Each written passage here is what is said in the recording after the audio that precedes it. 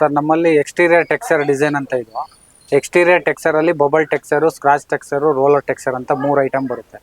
Roller texture ಅಲ್ಲಿ 100ಕ್ಕೂ ಹೆಚ್ಚು ಹಲವಾರು ಡಿಸೈನ್ಸ್ ಡೈಗಳೆಲ್ಲ ಸಿಗುತ್ತೆ, ಮಾಡ್ಕೊಡ್ತೀವಿ.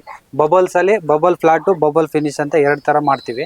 ಸ್ಕ್ರಾಚ್ ಅಲ್ಲಿ rain drop, vertical, horizontal, zigzag. ನೋಡಿ ಇದು ಒಂದು ಡಿಫ್ರೆಂಟ್ ಬ್ರಿಕ್ಸ್ ಟೈಲ್ಸ್ ತರ 2 mm ಥಿಕ್ನೆಸ್ ಇರುತ್ತೆ ಸರ್. ಇದು ಯಾವುದೇ ತರ ಚಕ್ಕೆ ತರ ಬರೋದಾಗ್ಲಿ ಉದ್ರದಾಗ್ಲಿ ಇರೋದಿಲ್ಲ, ಲೈಫ್ ಲಾಂಗ್ ಇದು ಸಿಂಗಲ್ ಎಲೆ ಸರ್, ರೋಲರ್ ಡೈ. ಇದು ಈಚಿಲ್ ಮರ. ಓಕೆ ನೋಡಿ ಇದು ರೈನ್ ಡ್ರಾಪ್ ಡಿಸೈನ್ ಸರ್. ಇದೆಲ್ಲ ಸ್ಟೋನ್ ಫಿನಿಶ್. ಓಕೆ ಇದೆಲ್ಲ ವಿತ್ ಕಲರ್ ಬರುತ್ತೆ ಸರ್.